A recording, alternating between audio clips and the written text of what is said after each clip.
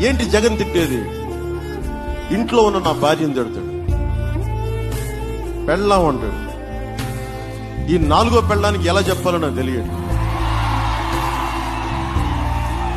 అని మనం పెళ్ళాం అనే పదం తప్ప అని మాట్లాడచ్చు. అరే, నా భార్య రాజకీయాల్లో ఉంటే నువ్వు తోలునాడినా ఒక అర్థం పర్థం ఉంటుంది. అరే, నా పాపం తను ఎక్కడో కూర్చొని పిల్లలను చూసుకుంటా ఉంటుంది. అంతకుముందు నాకు మ్యారేజ్ అయింది, నేను కాదంటలా. నేను ఎక్కడ అబద్ధాలు చెప్పాను? అఫీషియల్ గా కొన్ని జీవితాలు కుదరం, విడిపోయాం. పాపం నన్ను పెళ్లి చేసుకున్న వాళ్ళు ఎవరి జీవితాల్లోకి వెళ్ళిపోయారు. ఒక అమ్మాయి అయితే బిడ్డను కూడా కంది ఇంకొక ఎవరినో పెళ్లి చేసుకొని, ఇంకొక పాపం నా బిడ్డలు ఇంకొకరు చూసుకుంటారు.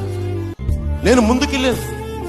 కానీ అలాంటి వాళ్ళని గుట్టుగా బతుకుతున్న వాళ్ళని కూడా జీవితంలో తీసుకొచ్చి పెళ్ళాలు అంటే నాకు ఒకటే అనిపిస్తుంది. నాకు భారతి గారు అని అనిపిస్తే ఆమె ఎంత నాకు నోటి దాకా వచ్చి నాకు మనస్కరించదు.